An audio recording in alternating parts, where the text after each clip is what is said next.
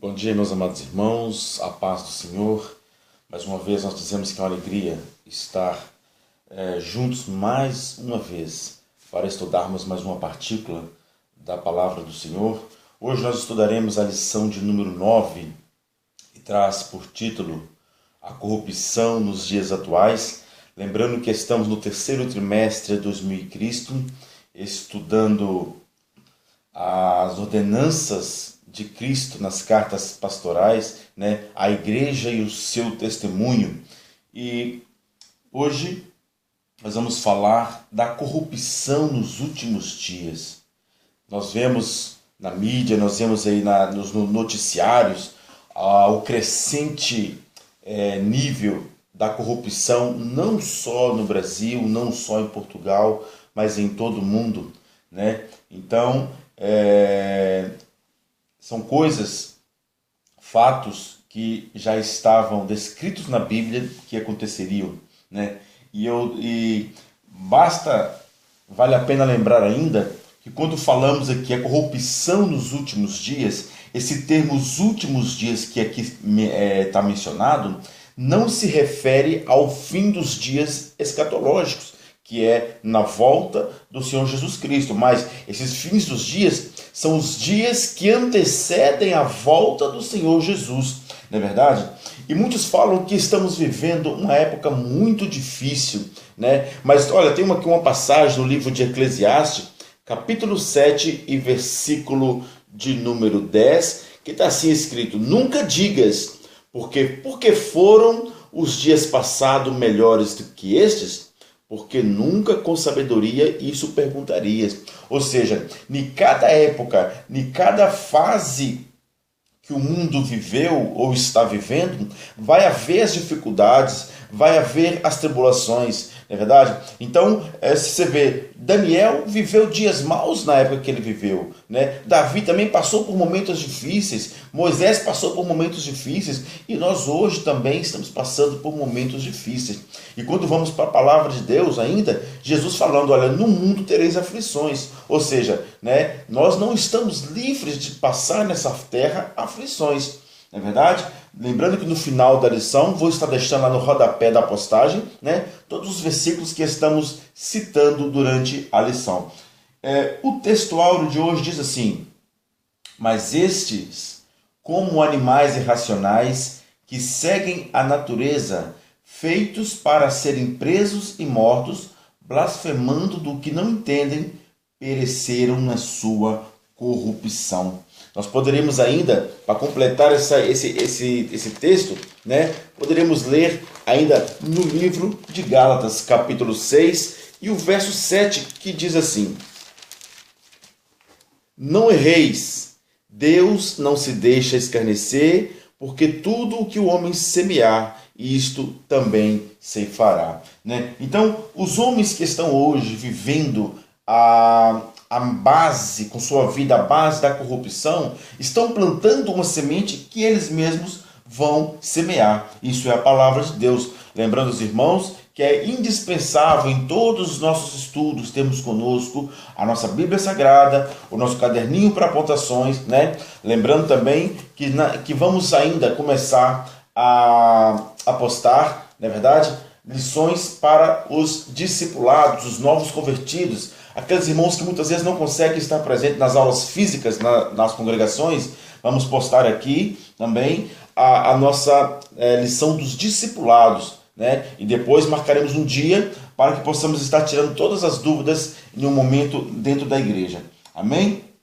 Então, ainda continuando falando do nosso texto áureo, Hebreus 4, versículo 13, diz que diante dos olhos do Senhor todas as coisas estão nuas e patentes para com aquele que um dia havemos de prestar contas. Ou seja, nada que nós fizermos aqui nesta vida, se nós formos por mais alto monte, lá Deus estará nos vendo. Se nós formos para as profundezas da terra, para o abismo do mar, Deus também vai estar nos vendo. Então, nada que nós fazemos aqui fica encoberto aos olhos de Deus. No Salmo ainda 139, versículos 8 a 10, lá fala que o Senhor conhece o meu assentar, o meu levantar. Na verdade, o salmista Davi falando que o Senhor sonda todos os seus movimentos, né, todo o seu dia. Então, irmãos, dos olhos de Deus, ninguém se pode esconder. A verdade prática diz assim: o ensino da palavra de Deus, de modo cuidadoso, pode evitar que a corrupção domine os corações dos salvos. É o que nós temos falado todas as semanas acerca do conhecimento da palavra de Deus. E conhecereis a verdade vos libertará. Não é verdade? E também lá em Oséias 4:6 fala que o meu povo perece por falta de conhecimento. Então já são versículos conhecidos dos irmãos que têm nos acompanhado, porque são versículos que todas as semanas estamos citando, né? Falando que este trimestre, estamos falando sempre do testemunho da igreja. Então não há de se falar de um cristão fiel, seguidor de Cristo, ser corrupto, ser ladrão, ser avarento, né? Estamos vendo essas lições aqui, onde Paulo deixa a Timóteo, né, que estava a cargo da igreja em Éfeso, diversos requisitos para a separação de obreiros, cooperadores, diáconos, pastores, enfim, né? Mas também são conselhos que servem para a vida prática de todos os cristãos, não só para obreiros. Amém? Seguindo em frente, então, ainda temos as leituras diárias toda semana, né? De segunda a sábado, o comentarista deixa para nos complementar o entendimento da lição. Na segunda-feira ele fala assim: quem tem temor não busca seus interesses. Terça-feira, homem sem Deus, sem afeto natural. Quarta-feira, qualquer que odeia seu irmão é homicida. Quinta-feira, quem ensina e não dá exemplo é hipócrita. Sexta-feira, o ensino bíblico dá segurança quanto à fé. E para o sábado, o crente precisa ter cuidado com aquilo que pensa, né? Eu quero só, com relação a isso que foi falado aqui para quarta-feira, vem falando assim: qualquer que odeia a seu irmão é homicida. Está lá na primeira carta de João, capítulo 3, versículo 15. Né? Amados, ser homicida, matar uma pessoa. Se nós formos ver o que está lá escrito nessa carta de João, quantas pessoas têm se afastado de Deus, talvez por uma palavra dura que nós dizemos, uma palavra maldita em um tempo inoportuno. Não é verdade? Então, irmãos, nós muitas vezes temos magoado pessoas com determinadas palavras, e nós devemos vigiar, pedir ao Espírito Santo de Deus discernimento de quando é o momento exato para falar algo, para repreender uma pessoa, né? E se estamos preparados para fazer isso. Talvez com nossa ação, pensando que vamos ajudar, vamos estar matando uma pessoa. Quantos casamentos estão sendo destruídos por má interpretação da palavra? É verdade? Uma palavra talvez que você disse no momento inoportuno, no momento em que os ânimos estavam fervorosos, né? Em um momento de atrito, e lançou-se mais uma palavra e colocou tudo a perder. Famílias, pais e filhos que não se entendem por falta de um diálogo sincero, puro, em momento oportuno. Aleluias. No livro de Provérbios, capítulo 18, versículo 21, que fala assim, que a vida e a morte está no poder da língua. Aí lembramos quando vamos lá para o livro de Tiago: pode uma mesma fonte jorrar água doce e água salgada?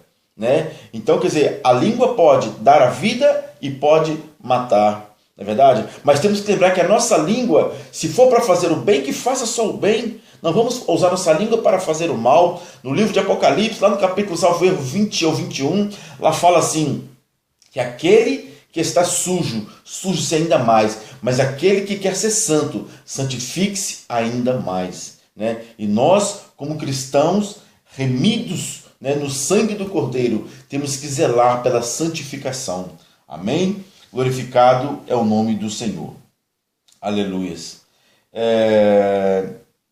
Vamos entrar então para o nosso estudo, lembrando que o objetivo geral dessa lição é descrever a corrupção dos últimos dias, né? E temos os objetivos para cada tópico. O primeiro tópico é apontar as características dos tempos trabalhosos. O tópico 2, apresentar o apóstolo Paulo como exemplo de obreiro em tempos difíceis.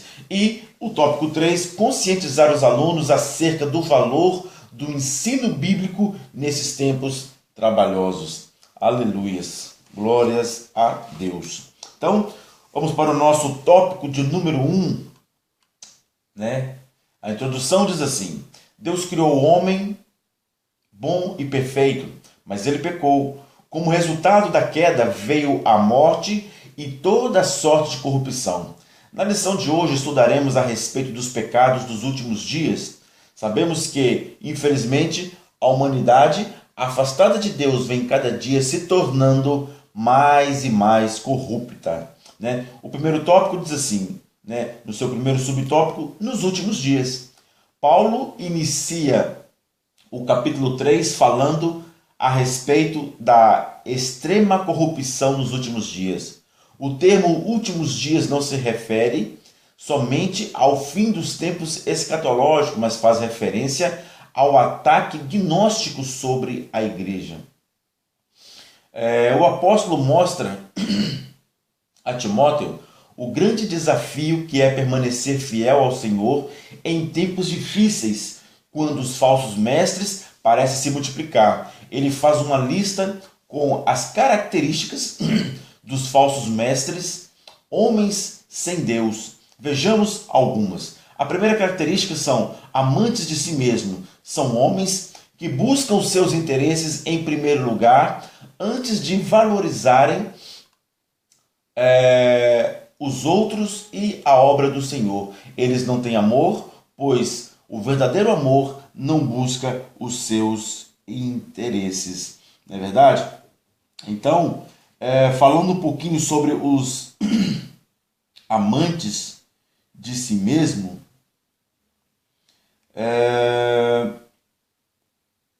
aqui o que a Bíblia diz, na verdade, que nós como cristãos devemos saber conviver com esses dias trabalhosos. Como eu já falei, Jesus falando que nesse mundo terias aflição, mas ele fala que ele venceu o mundo. E se nós tivermos fé, irmão, nós também vamos vencer o mundo. Não é verdade? E o que eu sempre falo dentro das igrejas é que o mundo lá fora, passando pela tribulação, porque a tribulação que você está vivendo, o mundo lá fora também está. Aquele que não é cristão também está passando pela mesma tribulação, está vivendo a corrupção, está vivendo em tempos de guerra. Tudo isso o mundo lá fora também está passando, mas com uma diferença: eles não têm a quem buscar, enquanto nós apostamos, nós confiamos a nossa fé, confiamos nos nossos problemas, nossas dificuldades aos pés da cruz daquele que nos prometeu a vitória. Então essa basicamente é a diferença entre o que crê e entre o que não crê. No livro de Malaquias, capítulo 3, versículo 18, ele fala assim: e vereis a diferença do que serve e do que não serve a Deus, do que é fiel e do que é infiel. Então, o segundo tópico aqui fala assim sobre os avarentos. São amantes do dinheiro, fruto do seu egoísmo. Hoje, há falsos obreiros que só pregam ou fazem a obra de Deus esperando receber bens materiais. São coisas, são atitudes que a cada dia que passa estão sendo mais crescentes no meio da igreja do Senhor. Como nós falamos algumas lições atrás, que dentro da igreja do Senhor vai sempre haver o trigo e o joio. Nós não devemos estar aqui para julgar o joio, mas devemos estar nos esforçando, nos esmerando para ser o trigo. Não é verdade? Porque do joio, no dia do Senhor, o Senhor vai dar conta dele. Ele vai ter que prestar conta ao Senhor por ter sido joio. Agora, e nós? Nós também vamos ter que prestar contas com o Senhor. Então, eu quero prestar conta com o Senhor, Senhor, eu fui trigo. Então, o Senhor vai abrir o livro das obras, vai estar lá, Fabiano foi trigo. O nome dele está escrito no livro da vida. Então, esta é a nossa real preocupação. A terceira característica: presunçosos e soberbos. São homens cheios de orgulho, de arrogância, que se julgam superiores aos outros. Sabemos que Deus abomina a altivez e que a soberba precede a ruína, né? Provérbios 6, 16 e 17. Também podemos ir também para Isaías 14, do versículo 12 ao versículo 14. Nós não vamos ter tempo de ler todas as citações aqui, mas vou deixar no rodapé no final da postagem. Amém? Os irmãos leiam em casa para ter entendimento do que está sendo falado aqui. Então aqui fala que esses sentimentos fazem nos lembrar do próprio Satanás, né? A ser presunçoso e a ser soberbo, né? Achando que ele era melhor. Ele regia um coral celestial, né? E se achou bonito, se gabou de si mesmo e falou assim: olha, vou fazer um trono para mim acima do trono do Todo-Poderoso. Ele quis ser o melhor, não é verdade? Mas sabemos qual foi o fim dele. Foi lançado para as profundezas. Ele e uma terça parte dos anjos, né, que o seguiram na sua mesma heresia. Então, que nós não venhamos praticar essas atitudes, não venhamos, né, estar na prática dessas atitudes. A quarta qualidade é ser blasfemos. Blasfêmia é uma ofensa verbal a Deus, porém ela não se limita às palavras. Jesus ensinou que para a blasfêmia contra o Espírito Santo não haverá perdão. Mateus 12, 31. Né? Levando para o tema da lição, nós vemos em nossos dias uma mistura do que é santo e do que é pecaminoso, do que é puro e do que é impuro, não é verdade? E muitos usam o nome de Deus sem o devido respeito. Irmãos, nós somos lá para o livro de Êxodo, né? Quando Deus, lá no livro de capítulo 20, quando Deus dá as tábuas dos mandamentos a Moisés, né? Uma das leis ali mencionadas não tomarás o nome do teu Deus em vão. E quantos nos dias de hoje, né, tem feito isso, né? Então é Êxodo capítulo 20, versículo 7. Não tomarás o nome do Senhor teu Deus em vão, porque o Senhor não terá por inocente o que tomar o seu nome em vão. E quantas pessoas não estão atentando, não estão observando a palavra do Senhor, né? Por qualquer coisinha, coloca o nome de Deus em situações inadequadas. A Bíblia fala que é o nosso socorro, nossa fortaleza, nosso refúgio, não é verdade? Mas temos que ter cuidado no momento em que estamos tocando no nome do Senhor. Aleluias. Lembrando ainda da blasfêmia contra o Espírito Santo, né? Não há perdão. Se você blasfemar contra o Espírito Santo de Deus, irmão, pode dar a Deus para o céu. Amém? É só um recadinho para os irmãos. A quinta característica: desobedientes a pais e mães e ingratos. São péssimos exemplos na família, pois não honram seus pais e mães. Também é outra das leis deixadas lá no livro de Êxodo, né? No capítulo 20, versículo 12. São ingratos com Deus, os pais, os amigos, a igreja e todo ministério. Aleluias. Vemos que a sociedade mundial está doente e uma das causas principais disso é o desrespeito do pai e da mãe, né? E por quê? A Bíblia fala assim: olha, honrará o teu pai e tua mãe para que viva longos dias na terra em que eu vou te dar, né? Isso é promessa de Deus. Aí quando nós não honramos os pais e as nossas mães, algumas maldições começam a vir sobre as nossas vidas, não é verdade? E depois a ingratidão a Deus. A Bíblia fala que a gratidão atrai o favor de Deus sobre a nossa vida. Mas quando somos ingratos, irmãos, o que nós vamos atrair? Nada, né? E muitas vezes Deus abençoa a pessoa. Eu sempre falo na igreja que quando nós agradecemos a Deus por uma bênção, nós abrimos legalidade no mundo espiritual para que venham mais bênçãos sobre a nossa vida, porque a nossa gratidão atrai o favor de Deus. Amém?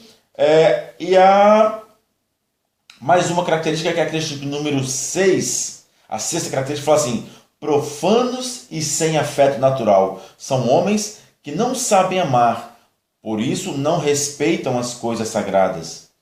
Aleluias. Só Deus para ter misericórdia, né? Não precisa nem comentar sobre isso. Irreconciliáveis e caluniadores, incontinentes e cruéis. nunca estão dispostos a perdoar e reconciliar. Cometem o crime de calúnia. Nas igrejas, esse crime é ignorado. Raramente se pune um caluniador. Não sabem conter-se, não têm autocontrole, nem domínio próprio. São pessoas impiedosas e desumanas. Outro dia eu presenciei uma cena dessa, de uma pessoa, vou dizer que é uma pessoa irreconciliável.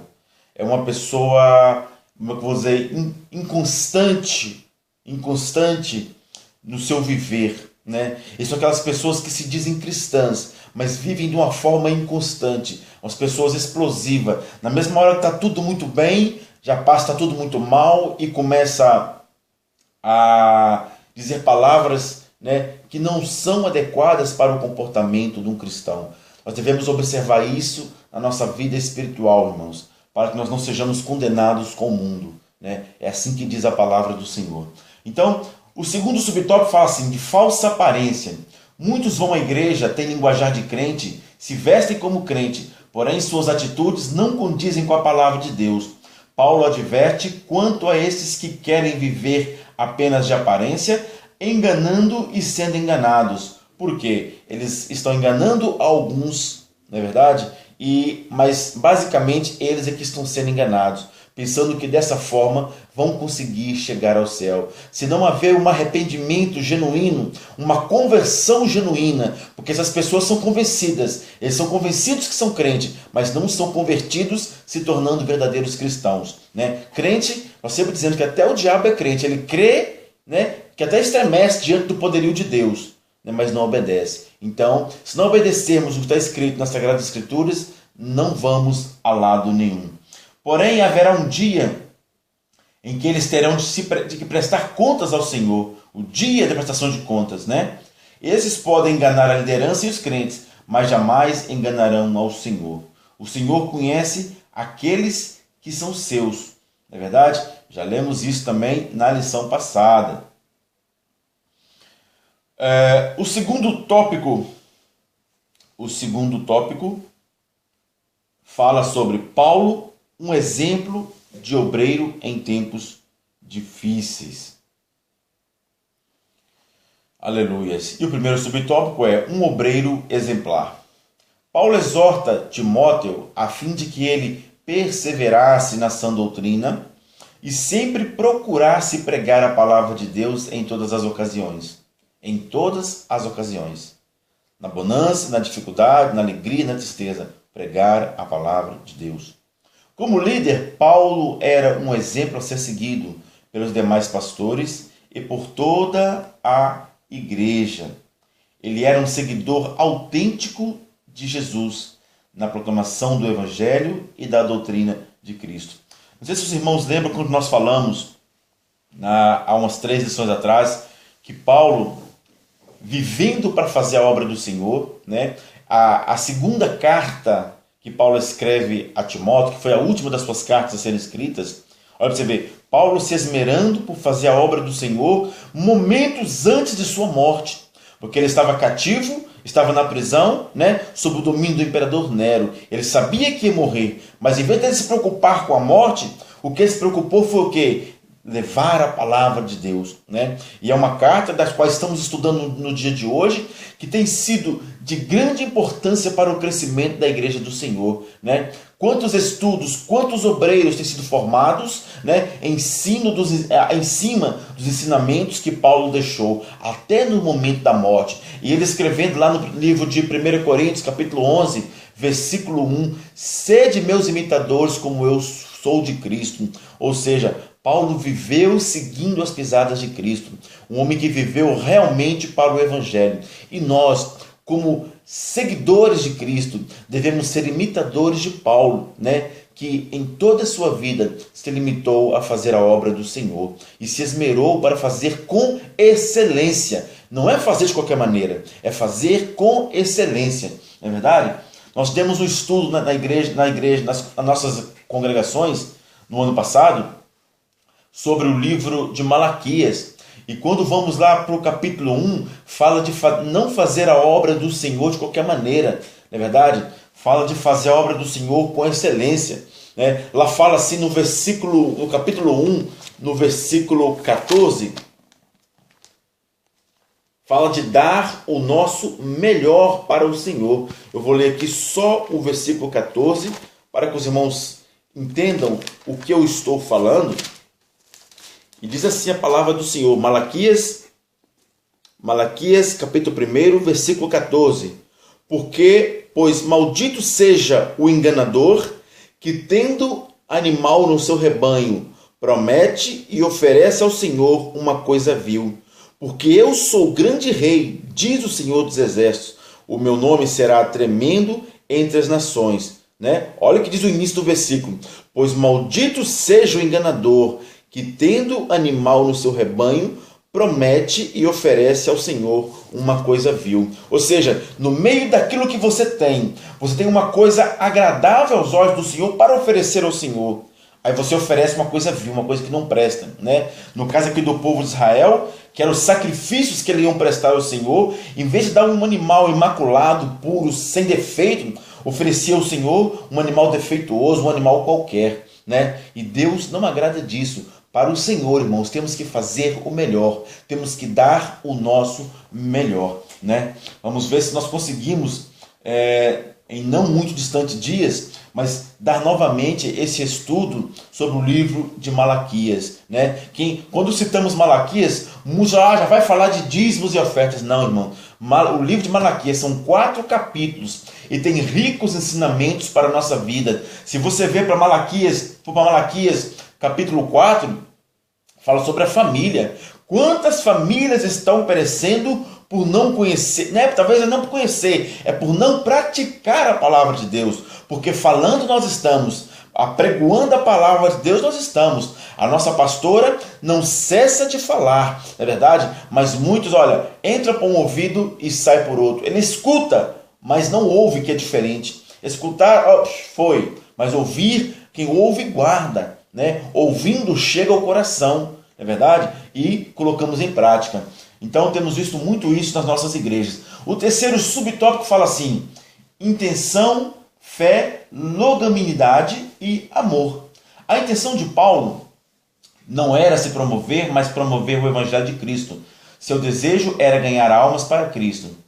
Ele era um homem de fé, por isso pôde suportar todos os combates e sofrimentos, porque suportou durante o seu ministério. A fé nos faz vencer os embates do ministério.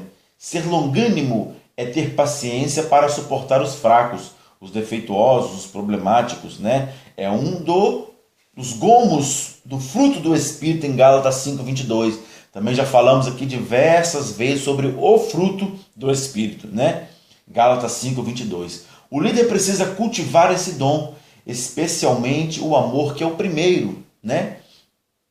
Paulo não só falou e ensinou, mas deu exemplo do que é ter amor. Na sua epístola em 1 Coríntios, ele dedica o capítulo 13 inteiro para falar a respeito da suprema excelência do amor. Glórias a Deus, não é verdade? Então, qual é a intenção? Fala-se de intenção. Qual que é a intenção do seu coração? É fazer algo para Deus de maneira excelente, né? E a sua fé? Em que está baseada a sua fé? Hebreus 11, o que é fé? Está lá, Hebreus 11. E ter paciência. Será que nós estamos tendo paciência, né, com aqueles que são fracos, defeituosos? É verdade? A Bíblia fala que Deus capacita, né, alguns para os fazendo fortes, para suportar a fraqueza dos outros, né? E muitas vezes temos que levar as cargas dos fracos em nossas costas até aquele grande dia, não é verdade? Aí onde cada um vai ter que dar conta de si mesmo. E falando do amor, o capítulo 13 de 1 Coríntios, Paulo falando, dedicou ele todinho falando sobre o amor.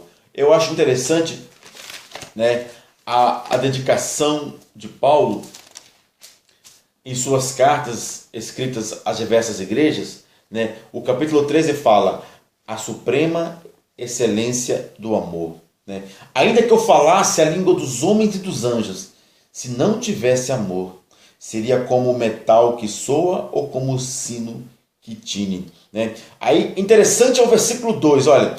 E ainda que eu tivesse o dom de profecia e conhecia todos os mistérios e toda a ciência, e ainda que tivesse toda a fé, de maneira tal que transportasse os montes, se não tivesse amor, nada seria.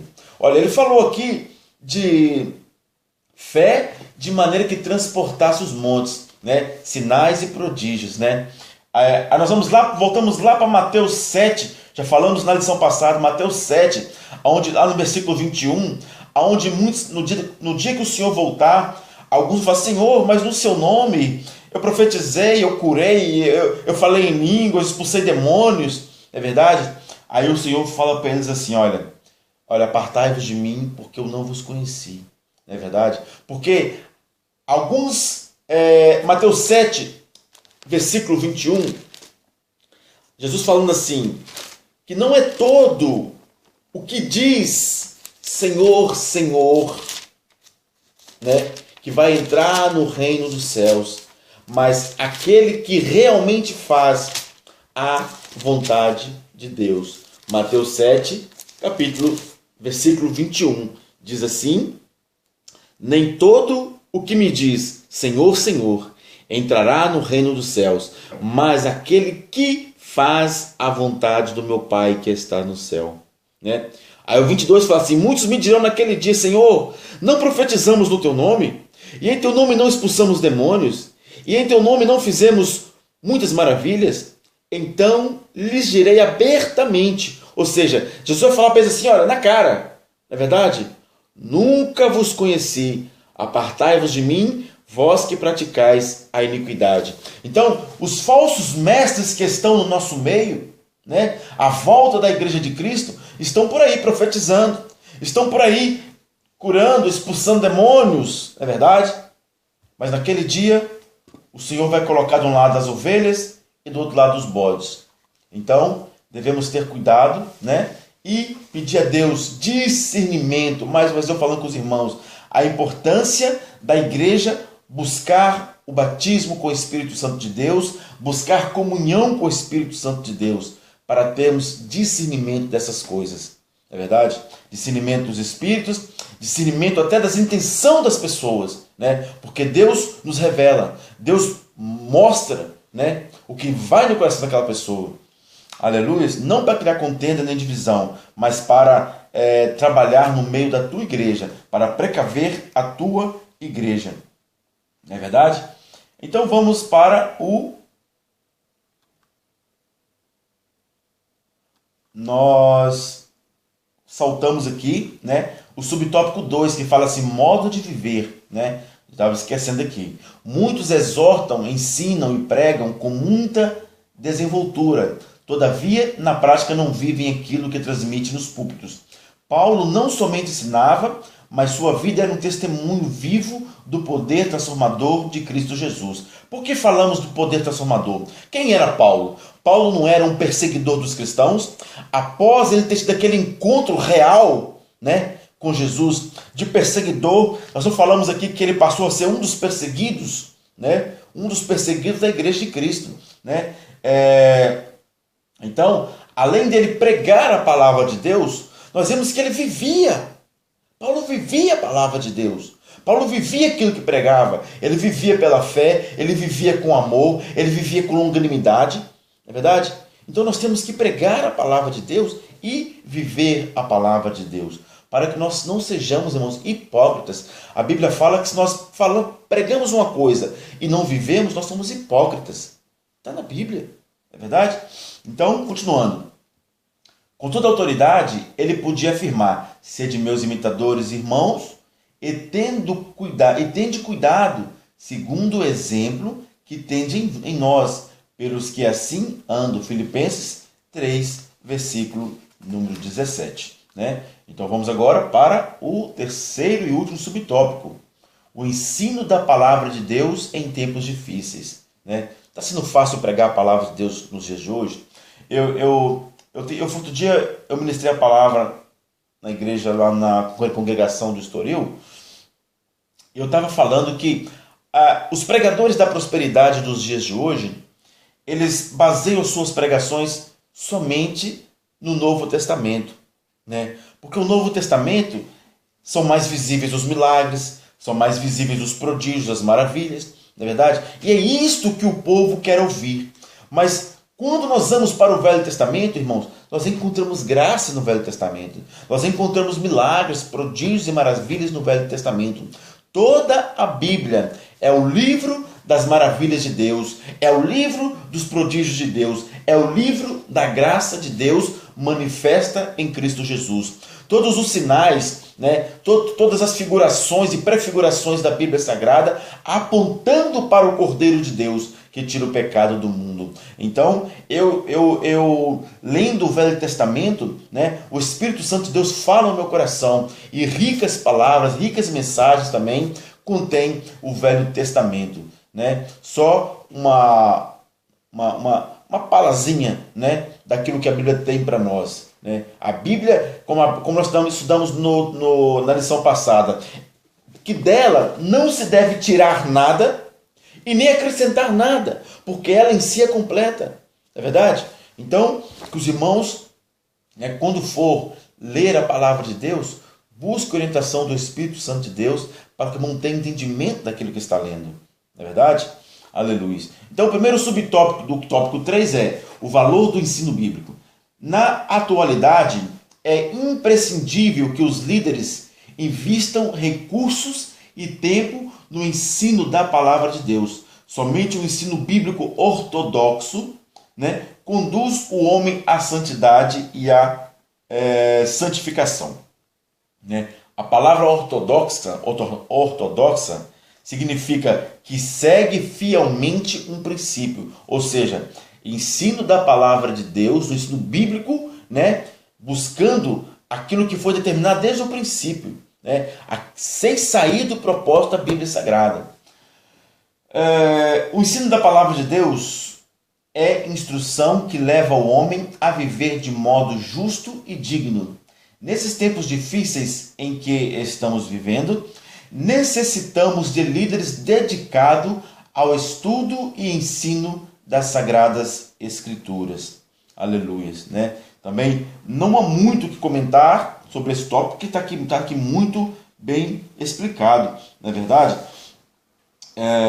Então, como está aqui dizendo, vivemos em um momento em que a necessidade de se praticar a pregação expositiva da palavra de Deus, onde, enquanto o pregador, o conferencista, está ministrando a palavra, toda a congregação, olha, é como o povo lá de Bereia. Lembra do povo de Bereia? Enquanto, a Bíblia fala que esses foram mais excelentes do que os de Tessalônica, né? Porque disse que quando Paulo estava lá ministrando a palavra, olha, tudo que Paulo pregava, eles iam na palavra. Sim, Senhor, o que Paulo está falando, confere com o que está escrito na palavra de Deus. Então, hoje, muitas pessoas têm sido enganadas porque eles ouvem e engolem tudo o que o pregador está ali ministrando. Não é verdade? Irmãos, leiam na palavra, busquem na palavra. Eu sempre, quando vou ministrar a palavra, eu falo assim, porque está escrito no livro tal, capítulo tal, versículo tal. Porque se os irmãos quiserem ir lá e conferir, está lá escrito. Não é verdade? Esta é a pregação expositiva da palavra de Deus. Não precisa de nós inventar historinhas, contos da carochinha. Não. Contos de fada, não. Pregue a genuína, a autêntica, a sã doutrina que é a palavra do Senhor. Não é verdade? Continuando, subtópico número 2. Combatendo o espírito do anticristo com a palavra de Deus. Vivemos em tempos difíceis, porém sabemos que o anticristo ainda não está no mundo. Já falamos que o espírito do anticristo já paira no mundo, já atua sobre o mundo, mas o anticristo ainda não. O anticristo só vai se manifestar quando do arrebatamento da igreja. Mas muitos de seus seguidores já se encontram em plena atividade, inclusive realizando sua obra satânica de oposição a Cristo e sua igreja. Assevera-nos a Bíblia, filhinhos, é já a última hora, e como ouvistes que veio o anticristo, também agora muitos se têm feito anticristos. Né? 1 João 2, versículo 18. Observe alguns dos instrumentos utilizados por Satanás nos últimos dias contra o rebanho do Senhor. O relativismo moral domina o pensamento da humanidade, em que, em nome de um falso pluralismo e do respeito às diferenças, o diabo vem convencendo as pessoas de que nada é errado, tudo é relativo. Ah, você acha que é certo a pessoa fazer isso? Ah, isso depende do seu ponto de vista, é relativo. Ah, eu posso casar com um homem? Ah, isso é relativo. Se você gostar de homem, né, isso é relativo. Ah, eu posso, né? Então, assim, essa é uma mentalidade que o anticristo, né, já está colocando no mundo. E já vemos aí, né, até leis que beneficiam certas práticas, né, que já é a atuação do anticristo no mundo. Leis infames. Olha, não há nem muito o que comentar. Nós podemos ver aí, né, já foi aprovado o casamento homossexual, né, agora está sendo votado que eles possam adotar filhos. Imagine, por exemplo, um casal de homossexual adota uma criança, um rapazinho. Qual vai ser a instrução daquele rapaz? A tendência dele é também ser um homossexual quando crescer, não é verdade? É também ser um homossexual, porque em casa está vendo, convivendo com aquilo. E nós, seres humanos, temos a capacidade de aprender por osmose, ou seja, nós vemos alguém praticar alguma coisa e também praticamos. Isso se chama osmose, não é verdade? Então, aqui fala, leis que criminalizam e prevêem a prisão daqueles que usam textos da Bíblia para falar contra o homossexualismo, leis que querem legalizar o uso de drogas e praticar o aborto. Eu tive há tempos atrás em Amsterdã, na Holanda, e lá o uso das drogas, o comércio de instrumentos para o uso de drogas nas ruas, eu fiquei besta. Eu fiquei mesmo abestalhado, como diz o outro lá, mesmo abestalhado, né? Que lojas e mais lojas assim seguidas vendendo produtos para consumo de droga, além da prostituição, o comércio da prostituição naquela cidade, não é verdade? Então já vemos aqui leis que beneficiam o aborto, né? Leis que beneficiam o uso e tráfico de drogas. Irmãos, o mundo jaz no maligno. Né? E um irmão que esteve pregando na nossa igreja domingo, ele fez uma palavra dizendo que, né, não ameis o mundo, né? Porque aquele que amar o mundo, o amor de Deus não está nele, né? Então, tivemos essa pregação na nossa igreja no domingo passado. O terceiro e último subtópico diz assim: a palavra de Deus e seus referenciais éticos. As leis de muitos países favorecem a imoralidade e a falta de ética na sociedade. Citei agora, no caso, a Holanda, né? Muitas delas são estabelecidas sob a égide de filosofias materialistas, relativistas e pluralistas, ou seja, tudo a intenção do anticristo. Não é verdade? A palavra de Deus, todavia, traz em seu âmago referenciais éticos e morais para a plena felicidade das famílias em qualquer civilização. Os que rejeitam esses referenciais ficarão perdidos, inseguros, sem rumo e orientação. O resultado disso é a tragédia moral que vem se abatendo especialmente sobre a família e a sociedade de todo mundo. É o que estamos vivendo, né, meus amados? Olha, eu louvo a Deus pelas vossas vidas, o nosso tempo já se foi. Temos todas as semanas 45 minutos para falar um pouquinho da palavra do Senhor. Deixando aqui o meu agradecimento à nossa pastora, a pastora Romilda Siqueira, aos nossos irmãos que têm participado das nossas aulas físicas na Igreja do Estoril. Essa semana ministrou a irmã Ariana Carvalho. Que Deus possa continuar abençoando nossa irmã e todos os demais irmãos que têm participado, que têm frequentado, né? Não deixando de fora também aqueles que têm seguido as nossas publicações toda semana. Temos visto que todas as semanas o alvo vem crescendo, né? O número de irmãos que têm acompanhado nossas publicações tem crescendo. Eu louvo a Deus pelas vossas vidas. Continue esmerando por estudar a palavra de Deus, crescendo na graça e no conhecimento. O meu abraço a todos e a paz do Senhor. Amém e amém.